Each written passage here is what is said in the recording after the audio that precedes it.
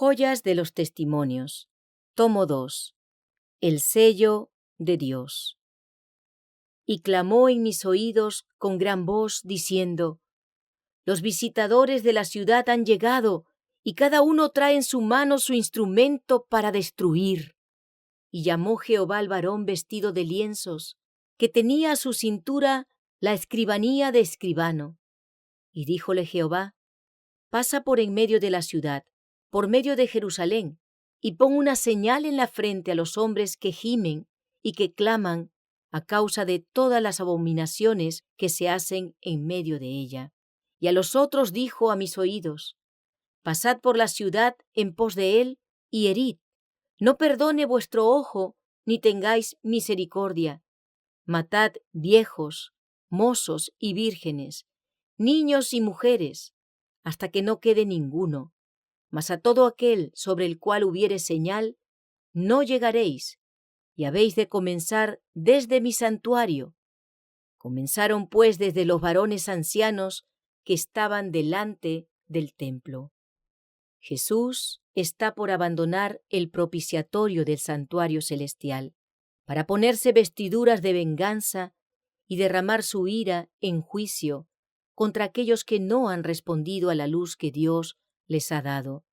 Porque no se ejecuta luego sentencia sobre la mala obra, el corazón de los hijos de los hombres está en ellos lleno para hacer el mal. En vez de enternecerse por la paciencia y tolerancia que el Señor ha manifestado hacia ellos, los que no temen a Dios ni aman la verdad, fortalecen su corazón en la mala conducta. Pero aún la tolerancia de Dios tiene límites, y muchos están superándolos. Han sobrepasado los límites de la gracia, y por lo tanto, Dios debe intervenir y vindicar su propio honor. Acerca de los amorreos el Señor dijo: Y en la 4ª generación volverán acá, porque aún no está cumplida la maldad del amorreo hasta aquí. Aunque dicha nación se destacaba por su idolatría y corrupción, no había llenado todavía la copa de su iniquidad, y Dios no quiso dar la orden de que se la destruyese completamente. Ese pueblo había de ver el poder divino manifestado en forma tan señalada que iba a quedar sin excusa. El compasivo Creador estaba dispuesto a soportar su iniquidad hasta la 4ª generación. Entonces, si no mejoraban, los juicios iban a caer sobre ellos. Dios llama a cuenta las naciones. Con infalible exactitud, el Ser infinito sigue llevando una cuenta con todas las naciones.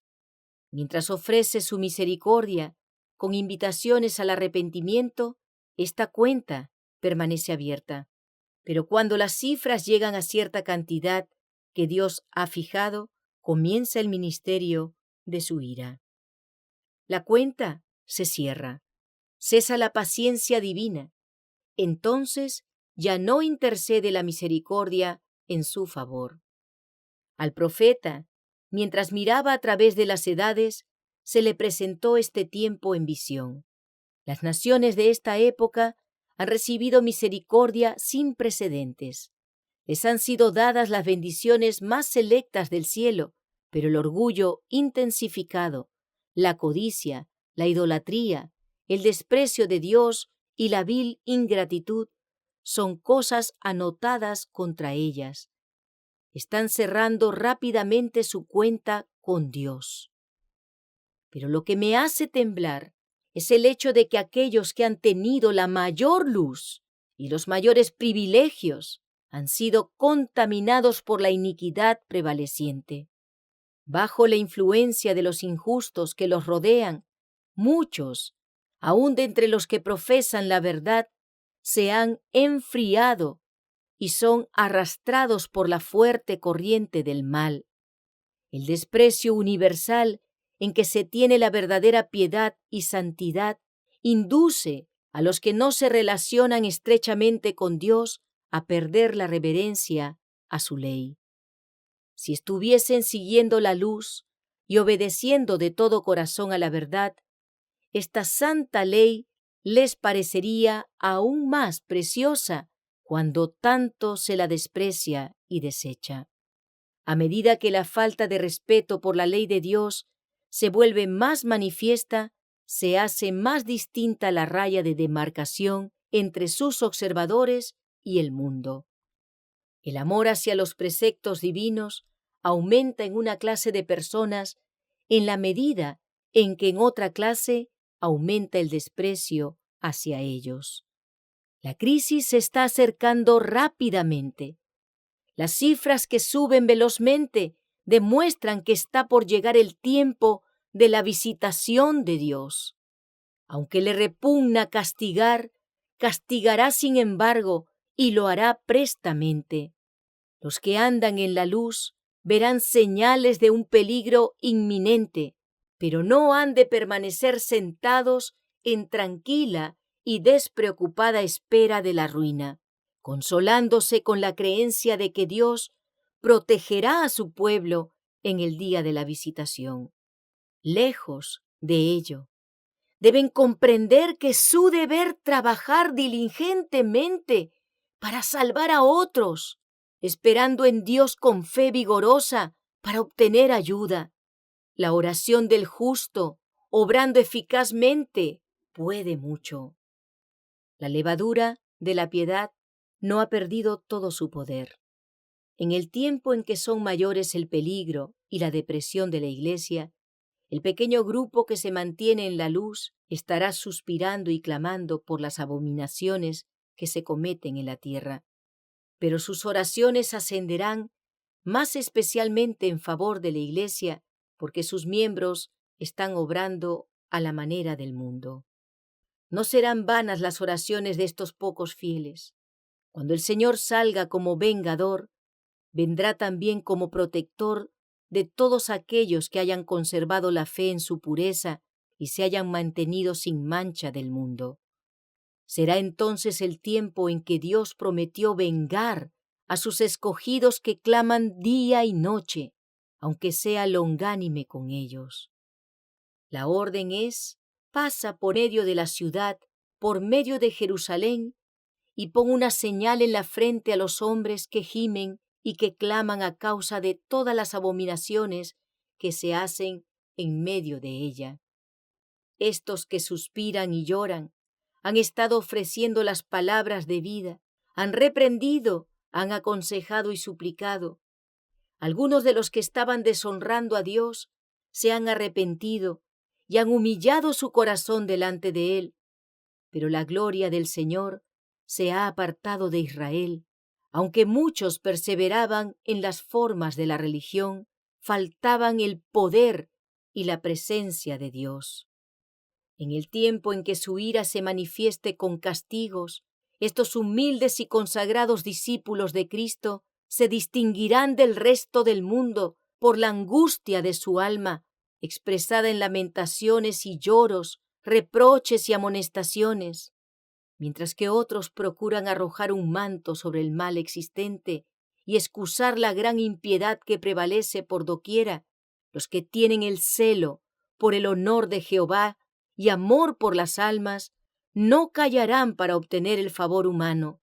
Sus almas justas se afligen día tras día por las obras y conversaciones profanas de los impíos. Son impotentes para detener el torrente de la iniquidad. De ahí que se llenen de pesar y alarma. Lloran delante de Dios al ver la religión despreciada en los mismos hogares de aquellos que han tenido gran luz. Se lamentan y afligen sus almas porque en la Iglesia hay orgullo, avaricia, egoísmo y engaño de casi toda clase. El Espíritu de Dios, que inspira la reprensión, es pisoteado, mientras triunfan los siervos de Satanás. Dios queda deshonrado, la verdad anulada. Aquellos que no sienten pesar por su propia decadencia espiritual, ni lloran sobre los pecados ajenos, quedarán sin el sello de Dios. El Señor ordena a sus mensajeros: los hombres que tienen las armas de matanza en la mano, pasad por la ciudad en pos de él y herid, no perdone vuestro ojo, ni tengáis misericordia. Matad viejos, mozos y vírgenes, niños y mujeres, hasta que no quede ninguno. Mas a todo aquel sobre el cual hubiere señal, no llegaréis, y habéis de comenzar desde mi santuario. Comenzaron pues desde los varones ancianos que estaban delante del templo. Aquí vemos que la iglesia, el santuario del Señor, era la primera en sentir los golpes de la ira de Dios. Los ancianos, aquellos a quienes Dios había brindado gran luz, que se habían destacado como guardianes de los intereses espirituales del pueblo, habían traicionado su cometido. Habían asumido la actitud de que no necesitamos esperar milagros ni la señalada manifestación del poder de Dios como en tiempos anteriores. Los tiempos han cambiado. Estas palabras fortalecen su incredulidad y dicen: el Señor no hará bien ni mal. Es demasiado misericordioso para castigar a su pueblo. Así el clamor de paz y seguridad es dado por hombres que no volverán a elevar la voz como trompeta para mostrar al pueblo de Dios sus transgresiones y a la casa de Jacob sus pecados. Estos perros mudos que no querían ladrar son los que sienten la justa venganza de un Dios ofendido. Hombres, jóvenes y niñitos, todos perecen juntos. Los peores pecados. Las abominaciones por las cuales los fieles suspiraban y lloraban eran todo lo que podían discernir los ojos finitos. Pero los pecados, mucho peores, los que provocaron los celos del Dios puro y santo, no estaban revelados. El gran escrutador de los corazones conoce todo pecado cometido en secreto por los obradores de iniquidad. Estas personas llegan a sentirse seguras en sus engaños y a causa de la longanimidad del Señor dicen que no ve y luego actúan como si hubiese abandonado la tierra. Pero Él descubrirá su hipocresía y revelará a otros esos pecados que ellos ocultaban con tanto cuidado. Ninguna superioridad de jerarquía, dignidad o sabiduría humana, ningún cargo sagrado impedirán a estos hombres que sacrifiquen los principios cuando sean abandonados a su propio corazón engañoso. Los que fueron considerados como dignos y justos resultan ser los caudillos de la apostasía y dan ejemplos de indiferencia y abuso de las misericordias de Dios. Ya no tolerará Él su conducta impía y en su ira obra con ellos sin misericordia. De muy mala gana retrae el Señor su presencia de aquellos a quienes bendijo con gran luz y que sintieron el poder de la palabra administrada a otros.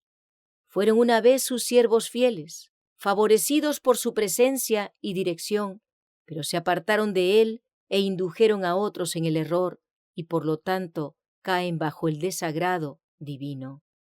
El día de la venganza de Dios está por sobrecogernos. El sello de Dios será puesto únicamente sobre las frentes de aquellos que suspiran y lloran por las abominaciones que son cometidas en la tierra. Los que simpatizan con el mundo, comen y beben con los borrachos, serán destruidos con los que hacen iniquidad, porque los ojos del Señor están sobre los justos y sus oídos atentos a sus oraciones, pero el rostro del Señor está sobre aquellos que hacen mal. Nuestra propia conducta determina si recibiremos el sello del Dios viviente o si seremos abatidos por las armas destructoras. Ya han caído sobre la tierra algunas gotas de la ira divina, pero cuando se derramen las 7 últimas plagas, sin mixtura en la copa de su indignación, entonces será para siempre demasiado tarde para arrepentirse y hallar refugio. No habrá entonces sangre expiatoria que lave las manchas del pecado. Y en aquel tiempo se levantará Miguel, el gran príncipe que está por los hijos de su pueblo, y será tiempo de angustia, cual nunca fue después que hubo gente hasta entonces. Mas en aquel tiempo será libertado tu pueblo, todos los que se hallaren escritos en el libro. Cuando llegue ese tiempo de angustia, cada caso se habrá decidido. Ya no habrá tiempo de gracia ni misericordia para el impenitente. El sello del Dios vivo estará sobre su pueblo. Este pequeño remanente, incapaz de defenderse en el mortífero conflicto con las potestades de la tierra mandadas por la hueste del dragón, hace de Dios su defensa. Ha sido promulgado por la más alta autoridad terrestre el decreto de que adoren a la bestia y reciban su marca bajo pena de persecución y muerte. Dios ayude entonces a su pueblo, porque ¿qué podría hacer sin su ayuda en un conflicto tan terrible? No se adquiere en un momento el valor, la fortaleza, la fe y la confianza implícita en el poder de Dios para salvarnos. Estas gracias celestiales se adquieren por la experiencia de años, por una vida de santo esfuerzo y de firme adhesión a lo recto. Los hijos de Dios estaban sellando su destino. Asediados de innumerables tentaciones, sabían que debían resistir firmemente o quedar vencidos. Sentían que tenían una gran obra que hacer, que a cualquier hora podían ser llamados a deponer su armadura, y que si llegaran al fin de su vida, sin haber hecho su obra, ello representaría una pérdida eterna. Aceptaron ávidamente la luz del cielo, como la aceptaron de los labios de Jesús los primeros discípulos. Cuando estos cristianos primitivos eran desterrados a las montañas y los destierros, cuando en las mazmorras se los dejaba morir de hambre, frío y tortura, cuando el martirio parecía la única manera de escapar a su angustia, se regocijaban de que eran tenidos por dignos de sufrir para Cristo, quien había sido crucificado en su favor. Su ejemplo será un consuelo y estímulo para el pueblo de Dios, que sufrirá un tiempo de angustia como nunca lo hubo. No todos los que profesan observar el sábado serán sellados. Aún entre los que enseñan la verdad a otros, hay muchos que no recibirán el sello de Dios en sus frentes. Tuvieron la luz de la verdad, conocieron la voluntad de su Maestro, comprendieron todo punto de nuestra fe, pero no hicieron las obras correspondientes. Los que conocieron también la profecía y los tesoros de la sabiduría divina, debieran haber actuado de acuerdo con su fe, debieran haber mandado a sus familias tras sí, para que por medio de un hogar bien ordenado pudiesen presentar al mundo la influencia de la verdad sobre el corazón humano. Por su falta de devoción y piedad, por no haber alcanzado una alta norma religiosa, contribuyen a que otras almas se conformen con su situación. Los hombres de juicio finito no pueden ver que al seguir el modelo de estos hombres, que tan a menudo les comunicaron los tesoros de la palabra de Dios, pondrán ciertamente en peligro sus almas. Jesús es el único modelo. Cada uno debe escudriñar la Biblia por su cuenta, de rodillas delante de Dios, con el corazón humilde y susceptible de ser enseñado como el de un niño, si quiere conocer lo que el Señor requiere de él. Por muy grande que sea la altura en que se haya estado, cualquier ministro en el favor de Dios, si deja de seguir la luz que Dios le dio, si se niega a ser enseñado como un niñito, caerá en las tinieblas y los engaños satánicos y conducirá a otros por la misma senda. Ninguno de nosotros recibirá jamás el sello de Dios mientras nuestros caracteres tengan una mancha. Nos toca a nosotros remediar los defectos de nuestro carácter, limpiar el templo del alma de toda contaminación. Entonces la lluvia tardía caerá sobre nosotros como cayó la lluvia temprana sobre los discípulos en el día de Pentecostés. Nos conformamos con demasiada facilidad con lo que hemos alcanzado. Nos sentimos ricos y con abundancia de bienes, y no sabemos que cada uno de nosotros Es un cuitado y miserable, y pobre, y ciego desnudo. Ahora es el momento de oír la amonestación del testigo fiel. Yo te amonesto que de mí compres oro afinado en fuego, para que seas hecho rico y seas vestido de vestiduras blancas, para que no se descubra la vergüenza de tu desnudez, y unge tus ojos con colirio para que veas. En esta vida debemos arrostrar pruebas de fuego y hacer sacrificios costosos, pero la paz de Cristo es la recompensa. Ha habido tan poca abnegación, tan poco sufrimiento por amor a Cristo, que la cruz queda casi completamente olvidada. Debemos participar de los sufrimientos de Cristo si queremos sentarnos en triunfo con Él sobre su trono. Mientras elijamos la senda fácil de la complacencia propia y nos asuste la abnegación, nuestra fe no llegará nunca a ser firme y no podremos conocer la paz de Jesús ni el gozo que proviene de una victoria consciente. Los más encumbrados de la hueste redimida, que estarán vestidos de blanco delante del trono de Dios y del Cordero, habrán conocido el conflicto necesario para vencer, porque habrán pasado por la gran tribulación. Los que hayan cedido a las circunstancias, en vez de empeñarse en este conflicto, no sabrán cómo subsistir en aquel día, cuando la angustia domine a toda alma, cuando si Noé, Job y Daniel estuviesen en la tierra, no salvarían hijo ni hija, pues cada uno habrá de librar su alma por su propia justicia. Nadie necesita decir que su caso es desesperado, que no puede vivir como cristiano. Con la muerte de Cristo ha sido hecha amplia provisión para toda alma. Jesús es nuestro auxilio constante en tiempo de necesidad. Invoquémosle con fe, que Él prometió oír y contestar nuestras peticiones. Ojalá que tengamos fe viva y activa. La necesitamos. Debemos tenerla o desmayaremos y caeremos en el día de la prueba. Las tinieblas que descansarán entonces sobre nuestra senda no deben desalentarnos ni desesperarnos.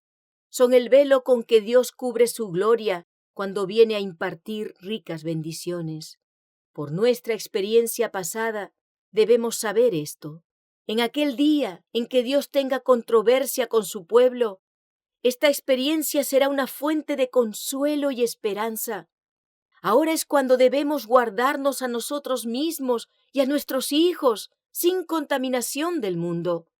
Ahora es cuando debemos lavar el manto de nuestro carácter y emblanquecerlo en la sangre del Cordero. Ahora es cuando debemos vencer el orgullo, la pasión y la pereza espiritual. Ahora es cuando debemos despertarnos y hacer un esfuerzo resuelto para lograr simetría de carácter. Si oyereis hoy su voz, no endurezcáis vuestros corazones. Estamos en una situación muy penosa, aguardando y velando por la aparición de nuestro Señor. El mundo está en tinieblas, mas vosotros, hermanos, dice Pablo, no estáis en tinieblas, para que aquel día os sobrecoja como ladrón. El propósito de Dios consiste siempre en sacar luz de las tinieblas, gozo del pesar y descanso del cansancio para el alma que aguarda anhelante. ¿Qué estáis haciendo, hermanos, en la gran obra de preparación? Los que se unen con el mundo reciben su molde y se preparan para la marca de la bestia. Los que desconfían de sí mismos se humillan delante de Dios y purifican sus almas, obedeciendo a la verdad. Son los que reciben el molde celestial y se preparan para tener el sello de Dios en sus frentes. Cuando se promulgue el decreto y se estampe el sello, su carácter permanecerá puro y sin mancha para la eternidad. Ahora es el momento de prepararse. El sello de Dios no será nunca puesto en la frente de un hombre o una mujer que sean impuros.